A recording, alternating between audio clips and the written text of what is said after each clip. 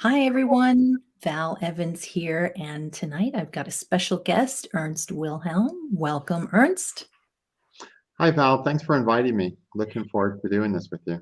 Yeah, it's great that you're available. I know you're super busy, and you've got a lot of fans, including some of the people that come onto my channel. So I thought it'd be a great idea to talk about omens tonight, and just kind of talk to you. Well, I've seen you on YouTube. You've been on YouTube for many years, and it's it's been very educational. We've learned a lot of things from you. Now, are you doing your YouTube programs regularly now, or Not really. I don't do a whole lot on YouTube. I most of my stuff is on my own websites. Probably have like 1,300 hours of instruction on astrology and card reading on my two websites.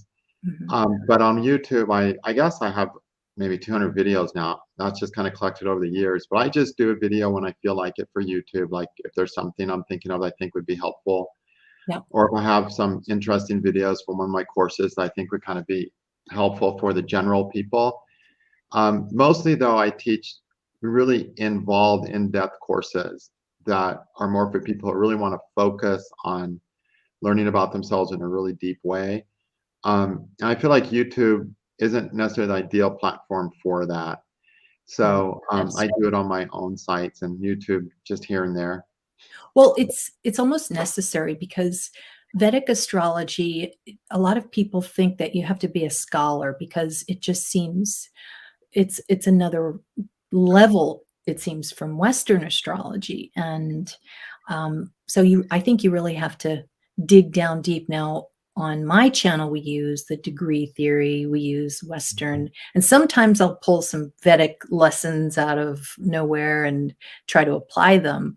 But I think you really have to be fully dedicated. So, hi, Grace. Hi, TJ.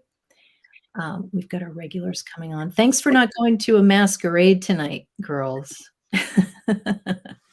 Yeah, I think really that I don't really think Vedic is any more difficult or less difficult than Western. It just depends how deep a person wants to go. Mhm. You can go superficial or deep with any system of astrology you want, and they really share the same roots, Vedic and Western astrology. Yeah, So it's just the way I teach is very involved, very deep. It's something to really get immersed in. And I don't do little 10-minute here, 10-minute there, fun thing, find one thing. If I'm going to tell you how to find one thing, I'm going to teach you everything in the context of that. So that's just my teaching style. Yeah. and if there's a course that, somebody wants to try out and goes to your site, what would you suggest should be their first lesson? What I would say, if a person has like the basics and they know what an aspect is and they know what signs are and they know what planet is exalted in a sign, those very basic things. If they know those few things, I would tell them to take my Lajjitaadi Avasthas master's course. Okay. That sounds like a really seriously scary course. I mean, Lajjitaadi, what? Masters? No, I'm gonna stay away from that. But the reality is, I call that master's course because it's really about mastering yourself and all your inner life and all your inner problems. And so it's a really good self-help course. It's about 100 videos. Um, Really? Wow. a serious course, and it covers every possible relationship between the planets that can happen, Okay. and in a way that Lajjitaadi Avasthas are not something. It's simply Lajjitaadi simply means the ashamed and other conditions. So a planet can be ashamed or starved or other things. There's a certain things keywords we use, and it really explains how we're using the planet in our lives, but also how our psychological behavior is evolving around that planet. Mhm. And it's just the best course I've come across for helping us work through our issues and problems. And when I first started teaching the Lajjitaadi Avasthas, maybe 10 years ago, people were saying, this is the missing link in astrology. This is what we've always been looking for. And this is people who've been studying 30, 40 years, like 70-year-old people have been studying their whole lives. That's great. Really, really important. Super simple, though. It's not a lot to learn. That's the beauty of it. And then I And explain it.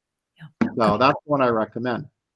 I remember you were one of the first astrologers that I started listening to on YouTube, and then KRS Channel 2. And I remember I got a report from him, and I got the report, and I was so fascinated, but there was just so much I didn't understand. And some of it was scary because it refers back to the old days of if you're gonna be hung, or, I can't think of an example, but you look at the report and you're like, "Oh my god."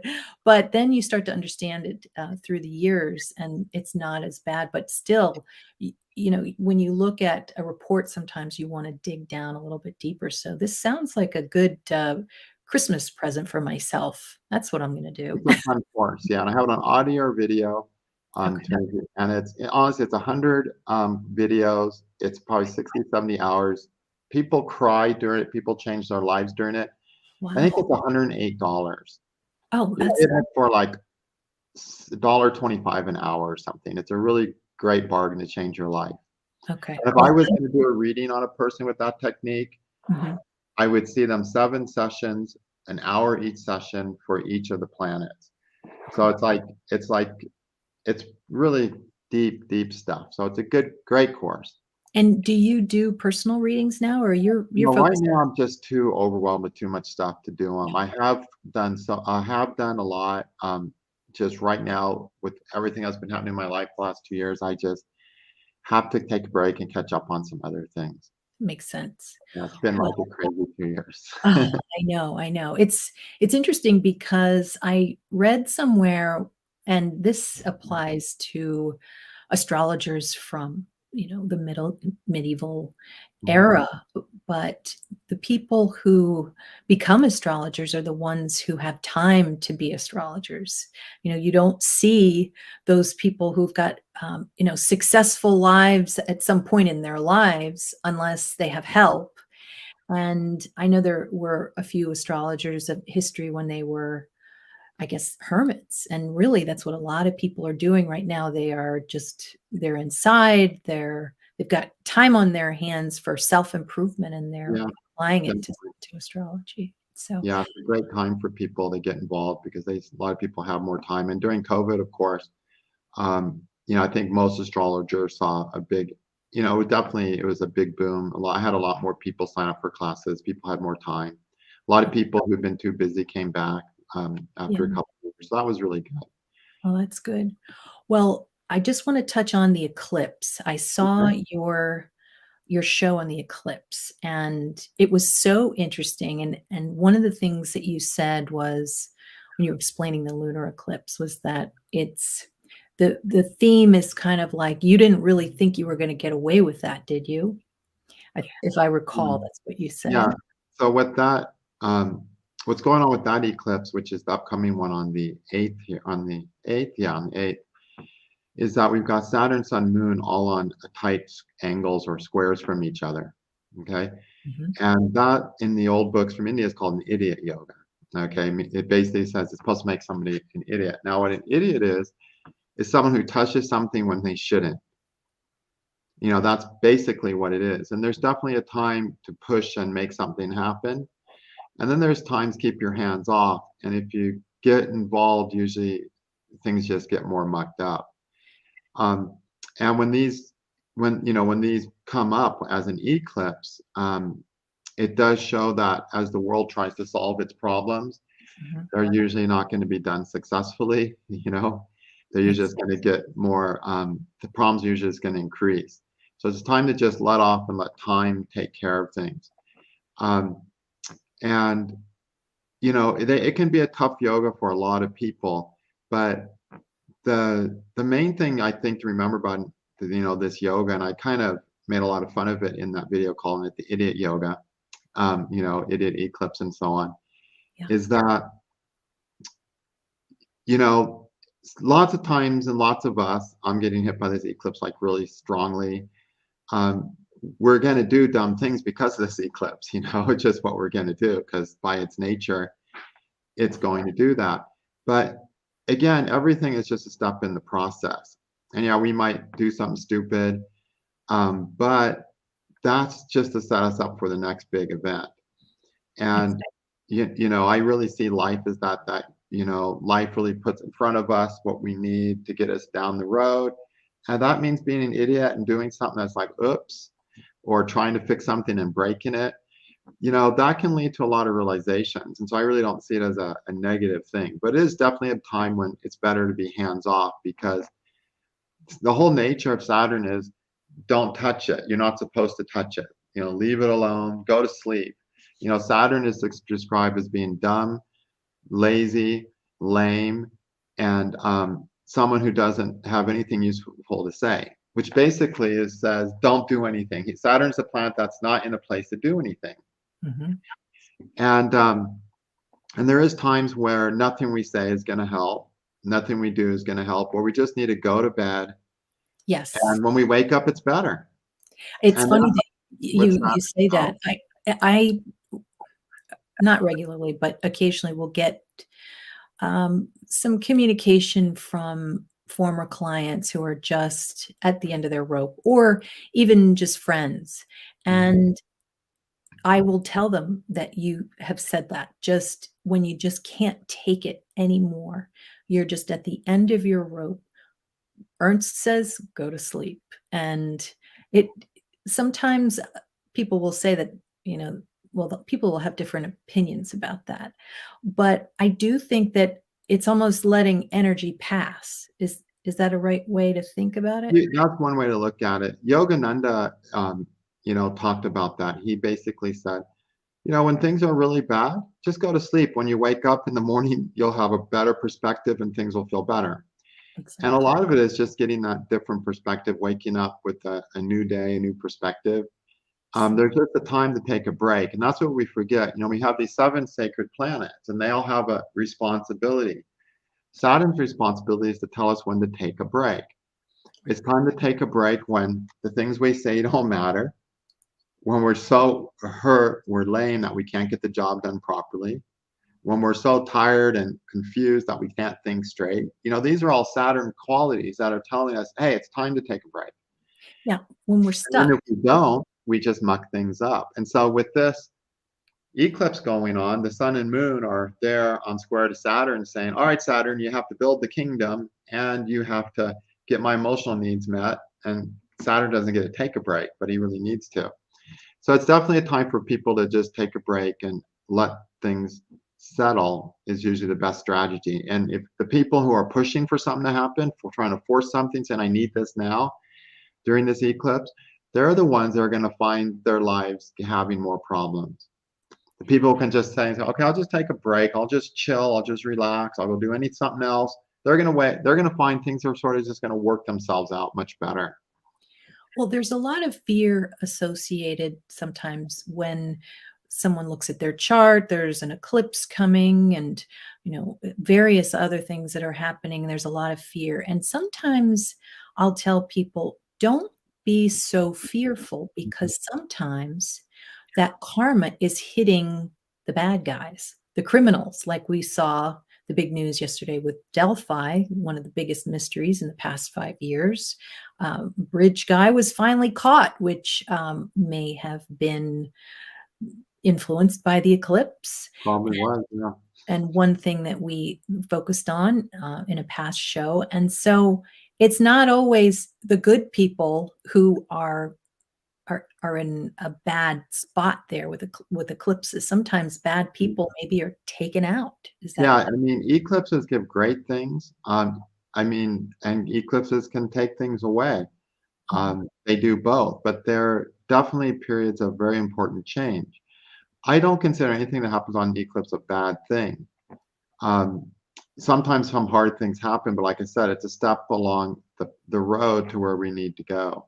I always look forward to eclipses. I'm like, okay, this is the time where new stuff can come in and life can change. Sometimes more unexpectedly than ever. And yeah, Mhm. sometimes the changes feel kind of shitty, but at least it's a change. I Exactly. want to go on to It's the not next step, boring. right? Right? I don't. And then sometimes it's like, wow, I never thought it would be like this, or so this could happen, and you're happy. Yeah, You just exactly. got to see. That's Well, always worthwhile. I'm sure there were eclipses that were affecting me at the time when I started going through Sati Sati, and that's when I really, discovered your channel and your teachings, and then I don't know why, but I felt well, I do know why, because I think I've got a progressed Saturn moon in my 10th.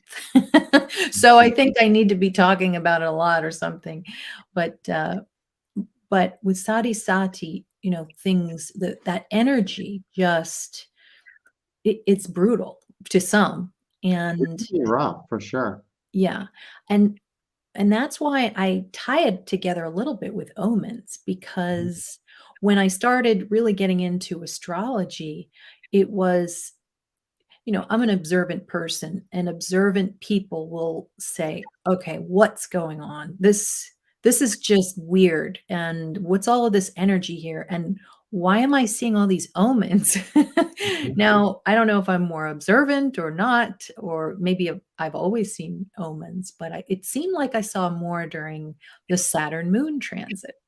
Um, Mhm. one after a string of what you would call bad omens, I saw a feather in the yard, and Okay. my best friend who she was in her 40s, died of cancer, and of course, you experience death, from loved ones and friends during this time, among many other things, and it was like, I don't know, it just felt like a good omen. So, what are some of the things that you tell people with omens? Like, do people call you or text you like they do me and Yeah. send you like video? Is this a good omen or a bad omen? Yeah. How I do it is, I do it really logically. I Mhm. do the whole thing logically, and I'm just gonna you started with the Saudi sample, Saudi Zati, so I'm just gonna give a funny example there. So when my Saudi Sati started, um, the the day after it started, I was going on a trip with my family, okay?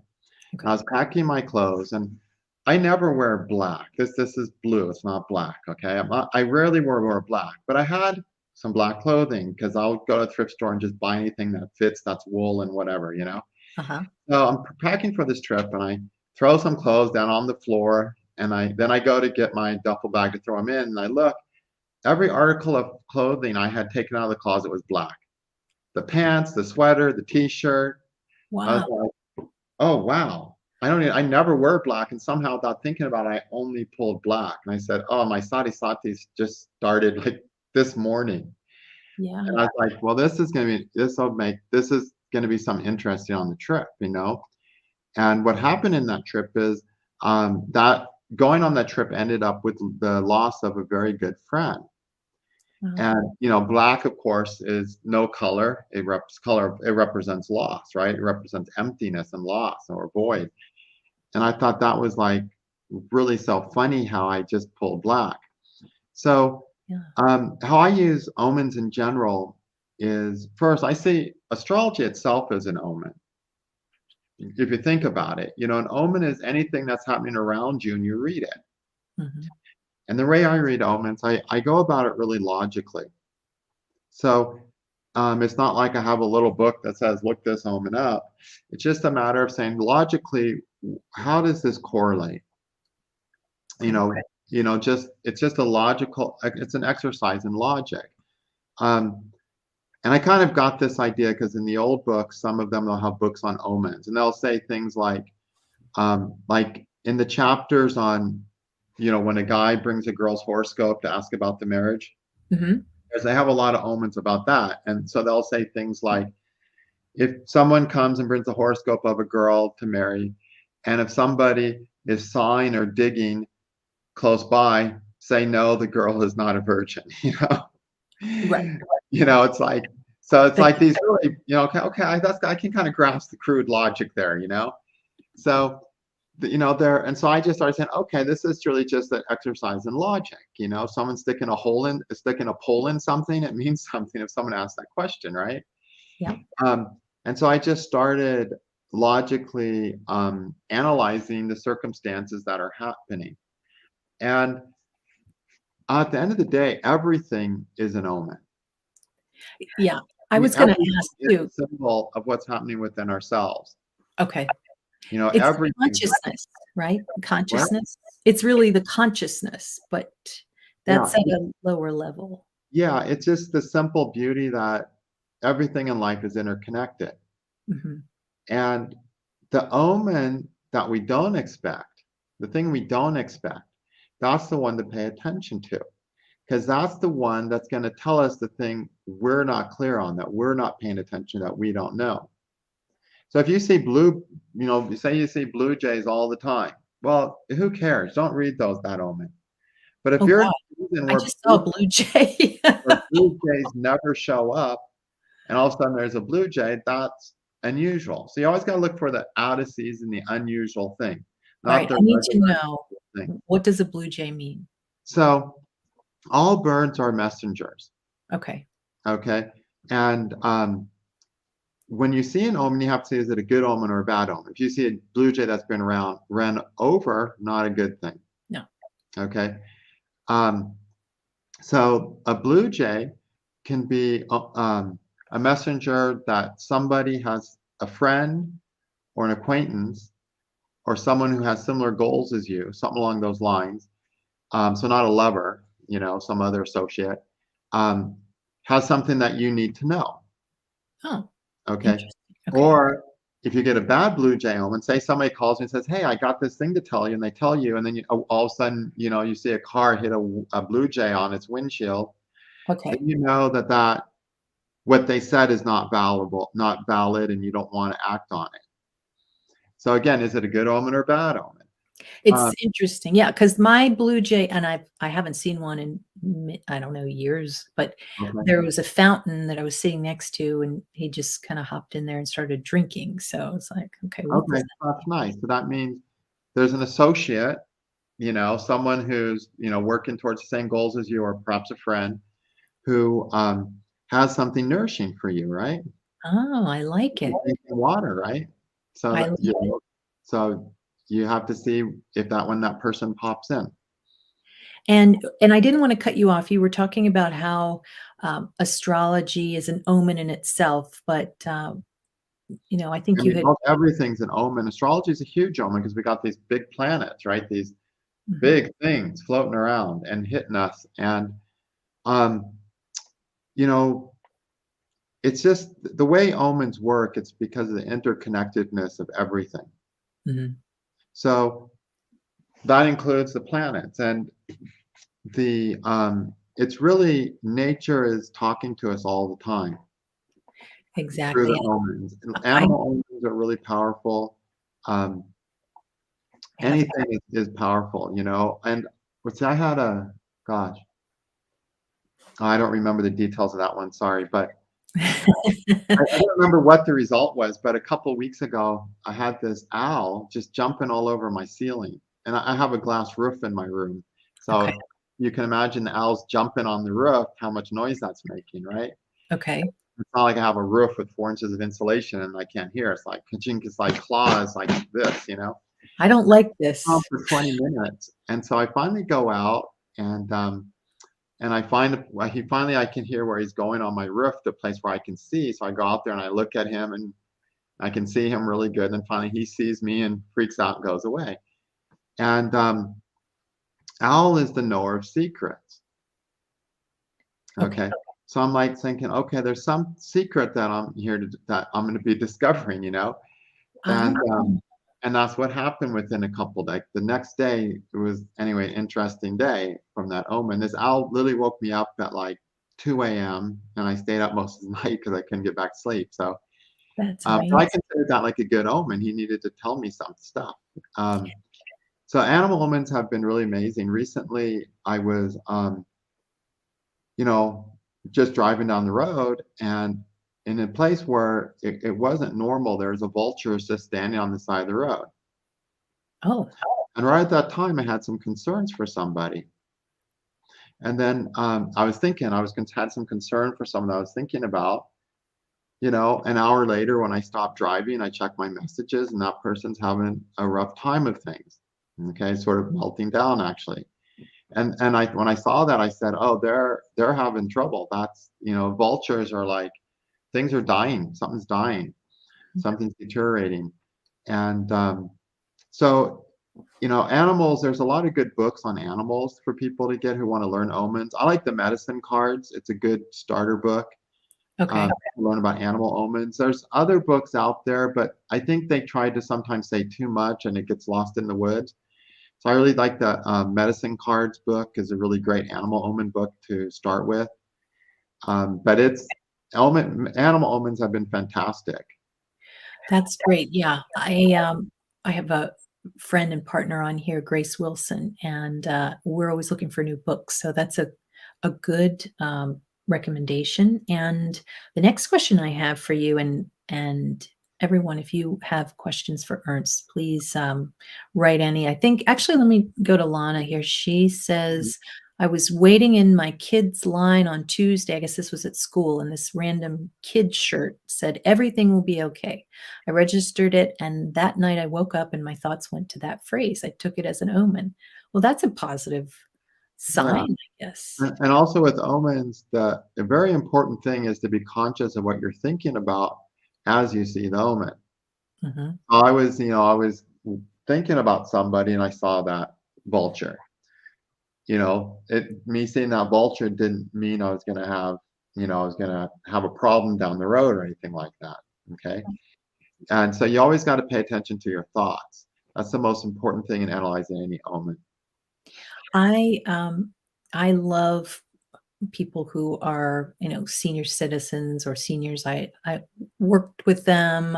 I have friends, but I gotta say, and I don't know if I should say this, but I went to go for a Powerball ticket, and it wasn't necessarily the lady who came up, and she was very old, came up in front of me. It was just that the cashier was just taking a long time, and I was just going to go in and get some quick numbers, and it was just a really long wait. And then I decided to bail on the numbers because I thought, well, maybe that's Saturn that's Mhm. that's somehow influencing me as I get these numbers. So I decided not to do it. But I don't know. Saturn Yeah, sometimes will stop things, I think. yeah, I think that's sort of good because you're getting in Saturn influence. You said there was an elderly person there, Yeah.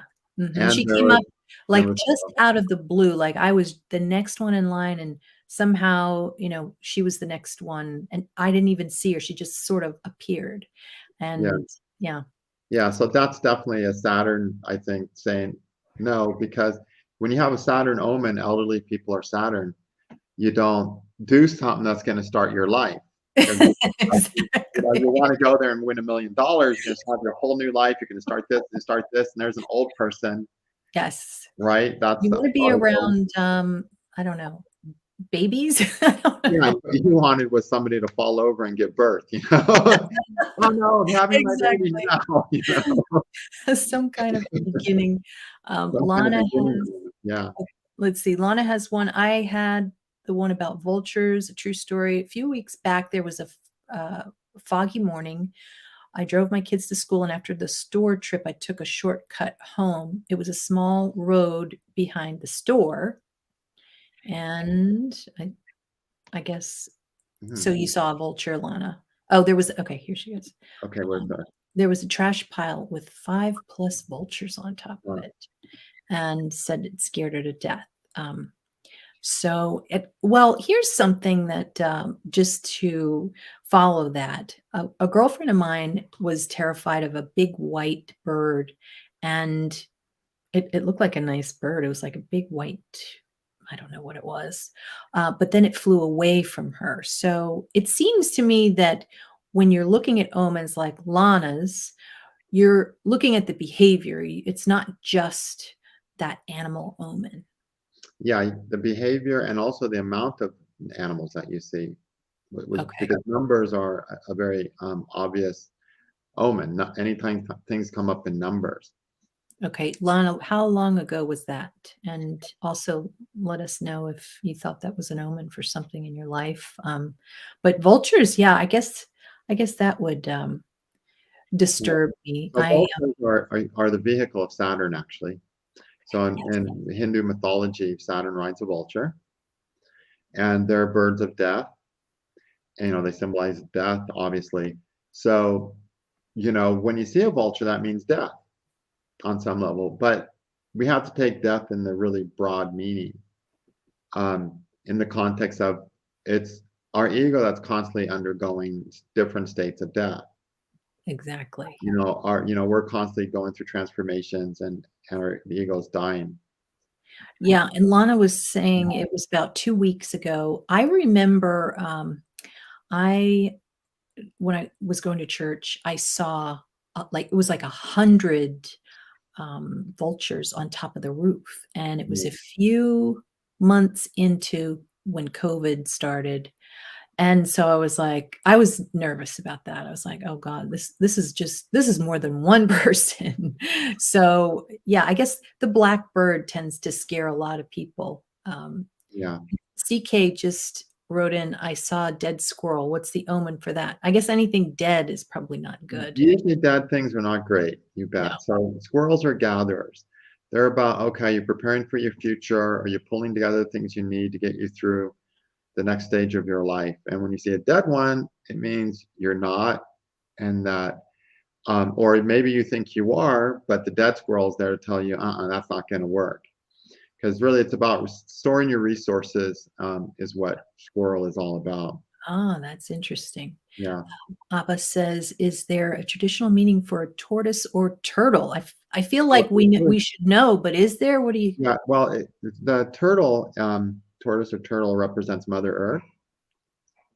So it's the foundation everything lies upon. So seeing a turtle can mean, there's something, in your foundation's in question. There's something you have to add to your foundation, perhaps, or something you will add to your foundation. Um, but interesting enough, turtle is also related to Saturn. It's funny, everyone's pulling up these Saturn omens. Yes. Yeah. Yeah, so there's a quality of rabbits as well have a Saturn quality to them. Okay. This is interesting. I'm glad Gina brought this up. I wanna research this further. I live in the country and have tons of animals everywhere: deer, owl, Yeah, coyotes, bald eagles, and you're in the same I'm in situation. the same place. Yeah. Yeah, Yeah, so so she needs to get that, medicine cards. It's a deck with a book. The okay, book is really great. It has a card deck, so you can do card readings based on those omens. okay, But it's a great book. She'll have a lot of fun with it. okay, great. I'm gonna get So that too. does Lana know what happened? I mean, did she kind of connect that omen to some events that happened afterwards? It was 2 weeks ago, so it seems like it might be too early yet. So, I'm not Yeah, sure. so vultures can be about, death of the ego, death of something that you're attached to, death of something someone else is attached to. So if you're thinking about someone else, it's something in their life that they're attached to that's being broken. Mhm. Um, but they always are about the need of letting go of some aspect of ourselves or something in our lives. Okay. Here's a Yeah. good one. When you see animals on ads, is that part of an omen as well? For example, on Facebook or websites, like if you just see I mean, sure. I guess you could say so. I Uh, mean, everything's an omen for sure. Um, and I think the computer can sometimes deliver up that little omen for you. Um, you know, if it's in an unusual place. I mean, if you spent the last week searching for wildlife pictures and now there's wildlife and they're trying to sell you some wildlife stuff on your sidebar, I wouldn't really pay a lot of attention to it. Okay. Okay. But if it just kind of is in a weird place and it sticks out as unusual, then you could pay attention to it. So it's Grace, really, uh-huh. I was Yeah, gonna say, yeah, but butterflies. yeah, so Grace is asking about butterflies. Butterflies are, transformation, of course, because the butterfly is gone from the worm to the beautiful butterfly, the gross little worm to the beautiful butterfly. So they're simply omens of transforming to a better state of being in some area of our lives. And Okay. one of the beautiful things about omens, especially the animal omens, is it merely makes you see how interconnected we are with nature and how nature is actually serving us. I mean, think about it. Say you're going around your life like an idiot and you've got a dead turtle omen, right? then this turtle is like kind of giving its life for you to tell you that, you know? And that's pretty profound if you think about it. It's like, Oh, wow. I mean, we're really, and especially if you have pets, if you have a pet and your pet dies, that's a huge omen of something in your life. It's so If it's unnatural, of course, if they die of old age, but if something odd happens, it's something to think about. The stuff our pets are going through, say you get an animal that gets cancer, that's an omen on your life. And so you need to study that and think about. And that kind of goes into remedies too a little bit, where they say with some transits you should care for a sick dog, or you try to turn around. Yeah, you can take care of things, Yeah. give charity, yeah. Charity is really the best kind of remedial to do. Hmm. Um, Yeah, Lana's saying she's. okay, so It sounds like, Lana, you're going through study. yeah, so she says here, I have had the worst 2 weeks and even worse of the year. My parents are elderly, overseas, my marriage died, I'm changing my career. So basically, everything is breaking down, dying. She saw a bunch of vultures on a pile of trash. So the key word here is they're on a pile of trash. So that means all these things that are leaving out of her life are maybe a little too trashy for her, and they need to go, Ah, yeah, It's she's unusual taking to out the trash. on a yeah, so I think the vultures are kinda getting rid of some things, and it'll be a good start over for you, Lana.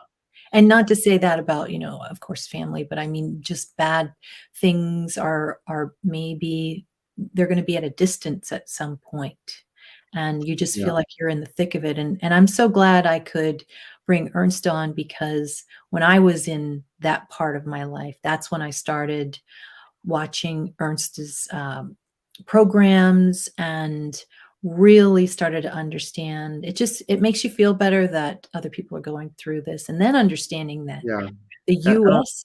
Yeah, go I'm ahead. sure that eclipse really tagged her, Oh, um, yeah.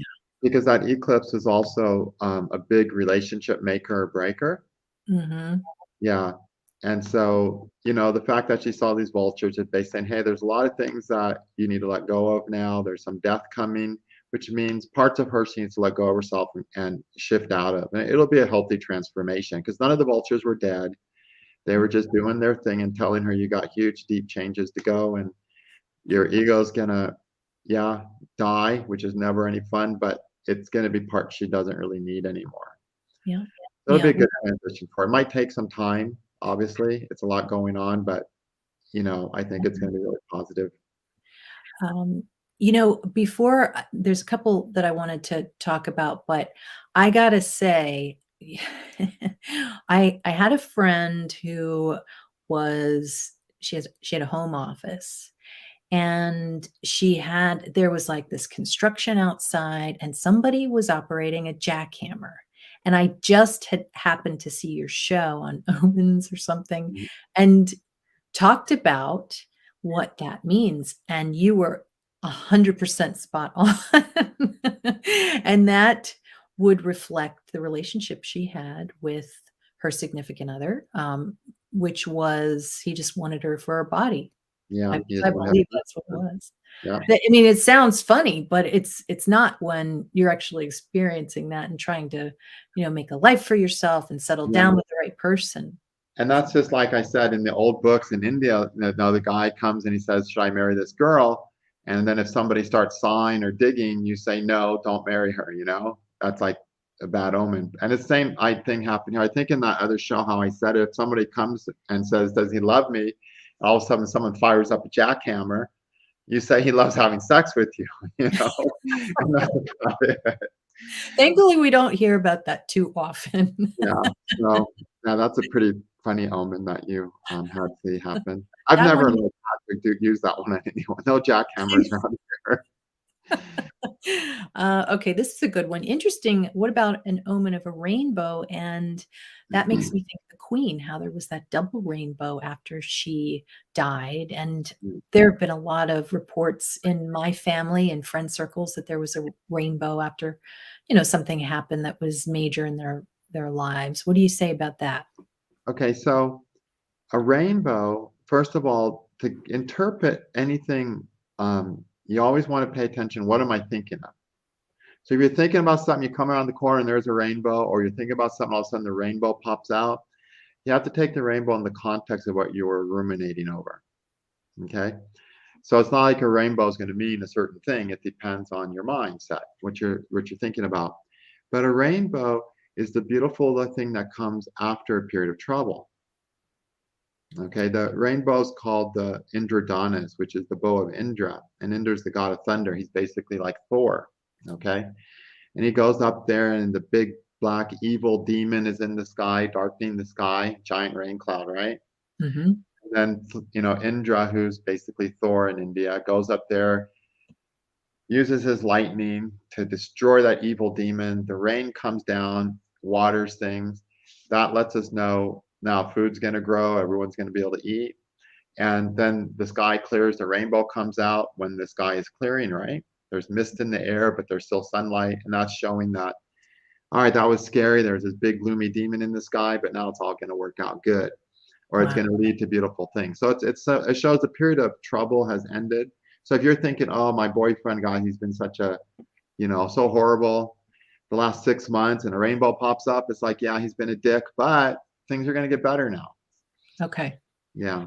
Great. Well, hopefully the Queen's omen was good for King Charles. But that's a whole other And discussion. rainbows are almost always double rainbows. Just the second one is usually much more diminished, and you don't always notice it. But sometimes you'll be lucky and you'll see two very distinctly colored ones if you're in a really good place. Okay. As far as the history of omens, and if you were to look far back in the annals of time, what would you think of, and what would you attribute some of the famous or historic omens to? Like, it was a long time ago. Yeah, forever, really. I think that all primitive people relied heavily on omens. I mean, you have to think about how their lives were compared to ours. Here we are, we're constantly getting stimulated by all this nonsense, reading this book, watching this video, watching this TV show, talking to this person. We're constantly getting inundated with stuff. Imagine if all that stuff wasn't there. Then what would you do? You'd basically be paying attention to what's happening. Exactly. You'd be attention everything that's happening in your neighborhood, in your forest, whatever. And you would start connecting the dots. Wow, I was thinking this, and a vulture I saw a vulture carry a dead rabbit away. Huh, Yeah. And so, and I think they just started noticing it because it's really so obvious. If you had time to actually think about what your surroundings mean to you, it's not very difficult. It's just we don't have the luxury of that time because we're not bored enough.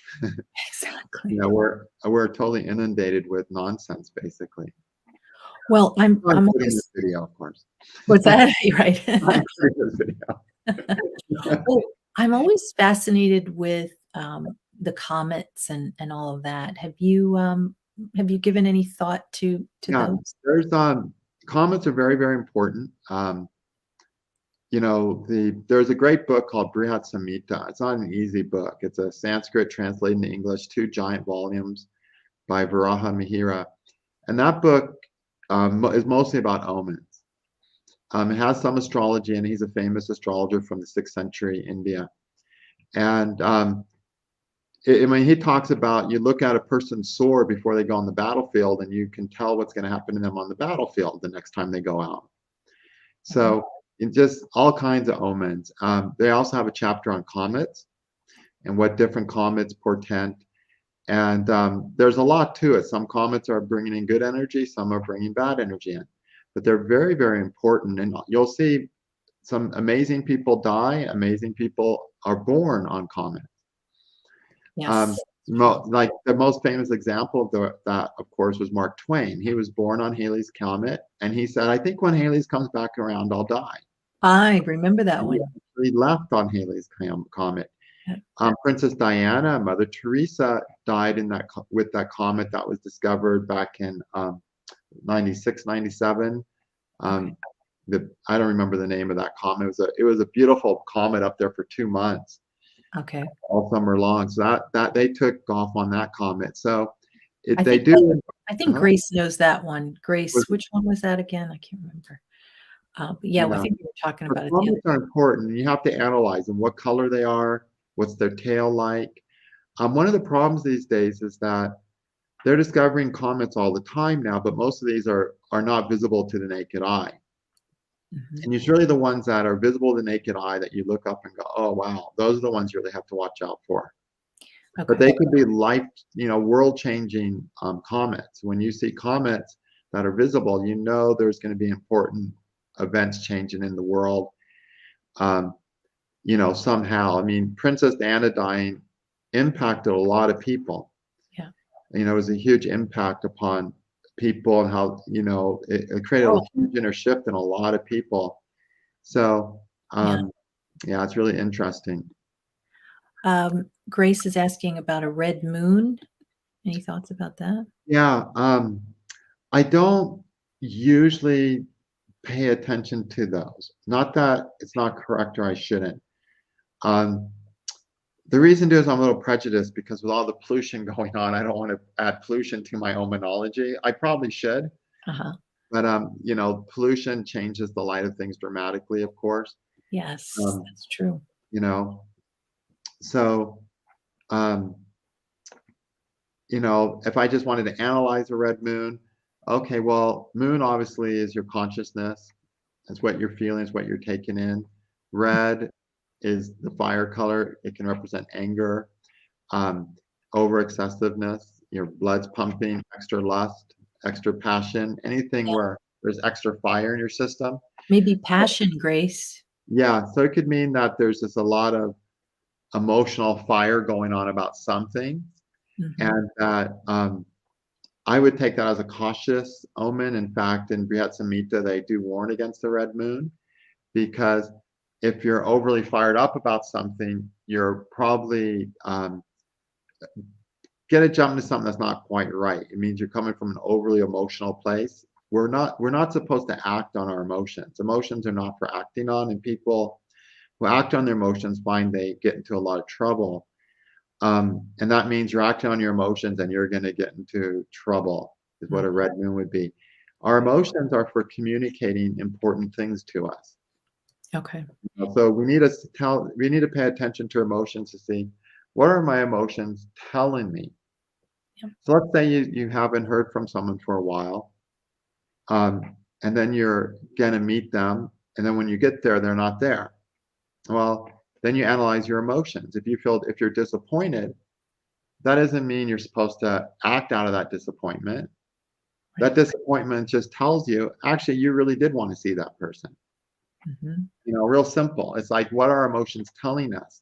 Because they are here to communicate important things about ourselves. They're not here to act on. And once we recognize those important things our emotions telling us, then we have the clarity on how we need to act. Mhm. Absolutely. And just, as an aside, Grace, reminded me Haley Bop, I think you were talking Yeah, about. that's what it is, Haley. But I was going to say bebop, but I know it's not bebop. Okay, bats is a good one, especially for this Halloween. That can't be good, seeing a No, bat. no, that's all animal omens are good unless the animal attacks you Mhm. or is dead. So dead animals and animals attacking you, things like that, biting you, um, are not good. But otherwise, they're good. Okay. Okay. Abba was saying something about her neighbor's tortoise making it through to her backyard twice at the beginning of this month, and I keep seeing them in seeing randomly. This whole month, I've been focusing on my foundation and routine. Perfect. Yeah. That So sounds like quite a message that this dirt I would name him. Doesn't yeah. sound, threatening to me, though. No, no. It's hard to find a threatening turtle omen, because they don't regularly bite you unless you have a snapping turtle. But usually a bad turtle omen is when you see a dead one or something. Okay. Grace Yeah. just said fat chance on the passion of the moon, but you never know. You never know. I say a red moon is an angry moon. Yeah, It I can just agree too. Just it means you have too much emotions about something. yeah, Yeah, and you don't want to act on those emotions. Or you probably are gonna you are probably are acting on something emotionally. okay. Yeah. Well, can I just quickly switch over for a second? Yeah. And you know what this channel does? We look at the crime charts or the time that somebody commits a crime, and there's different Yeah. feelings by different astrologers about that. I know there's a very big astrologer who does not like to touch the subject.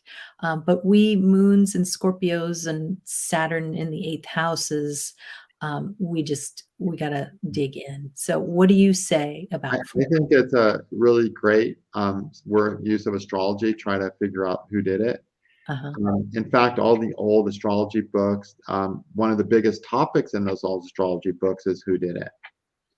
So it's something that's been done forever with astrology. And they actually say that prajna, or what they call horary astrology, casting a chart for the moment of the question or the Mhm. moment of an event and coming up with the answer from that, is older than birth chart reading. Yeah, Yeah. And they've developed these systems to really high levels. I mean, there's parts of India where they don't even bother with your birth time and your birth date. Just from when you show up for the reading, they'll predict when you're going to die. that's Yeah. amazing.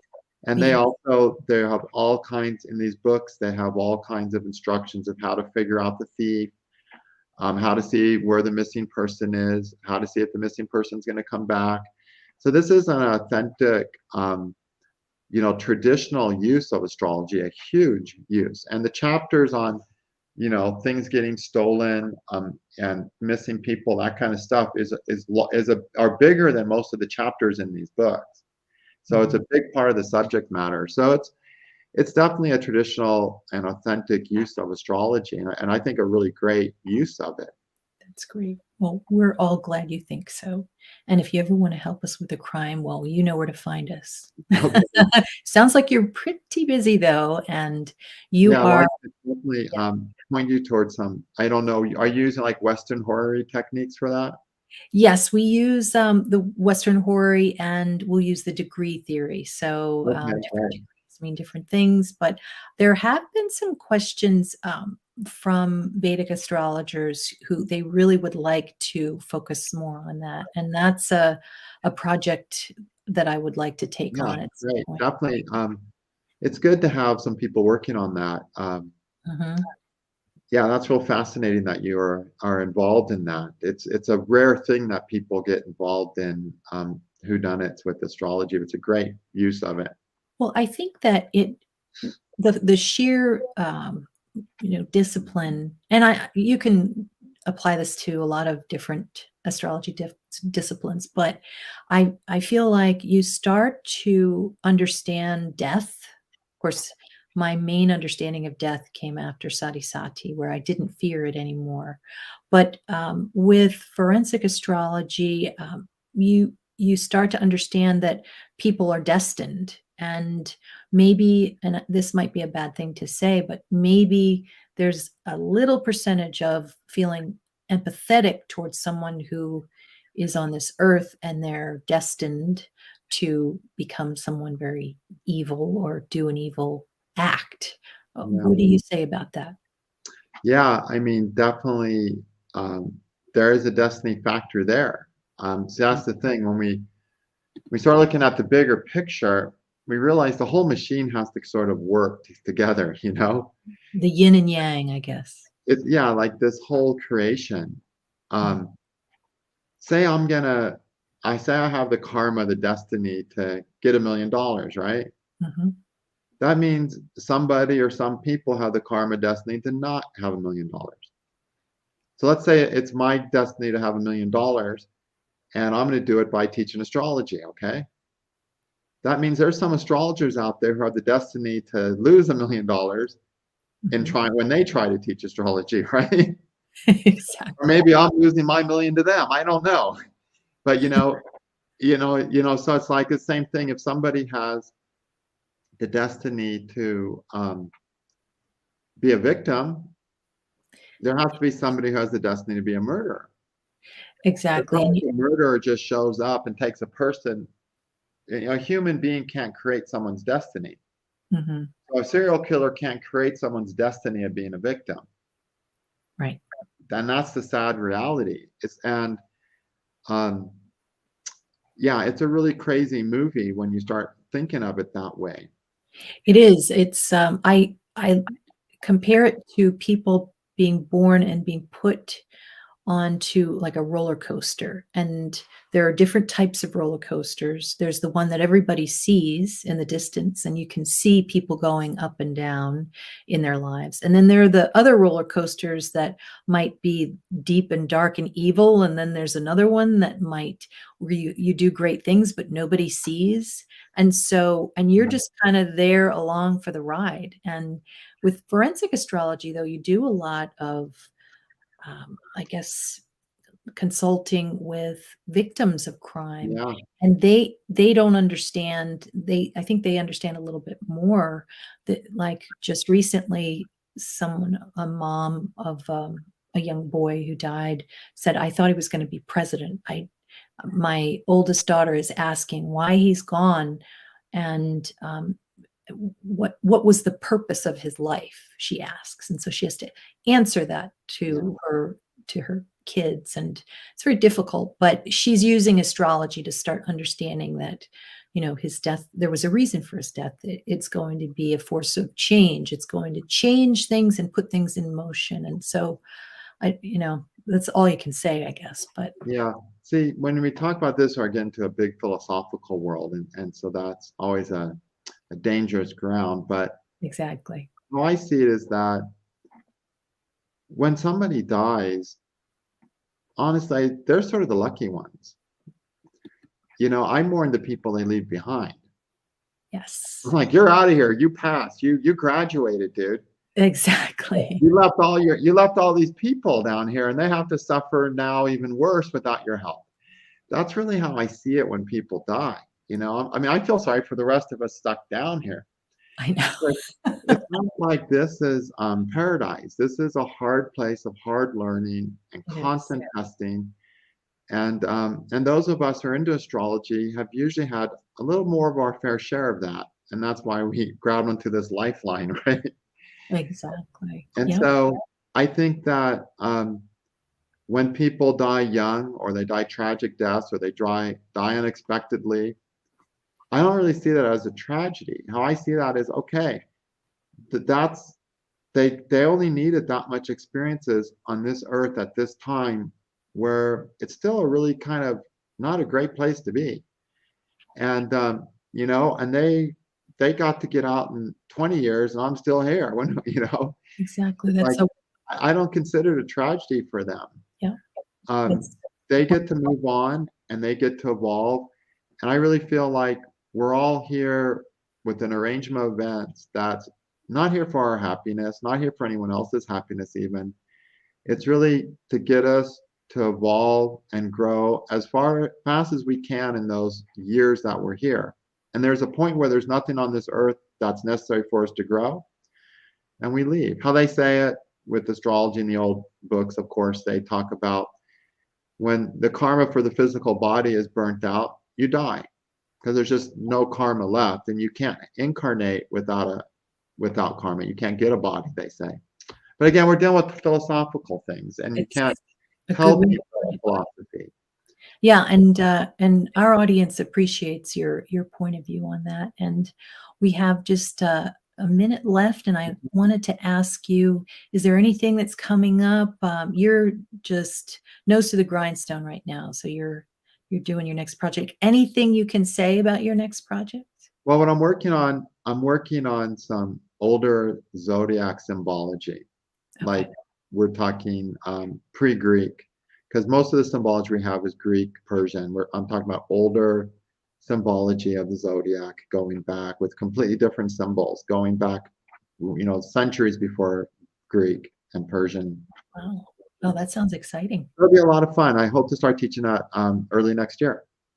Well, we love symbols, and I'm going to put your information in the description box. And thank you so much for your time. We really My appreciate pleasure. it. And we'll look for you in the coming months then. Okay, thank you. Good to meet you. All right, you too. Bye, everybody.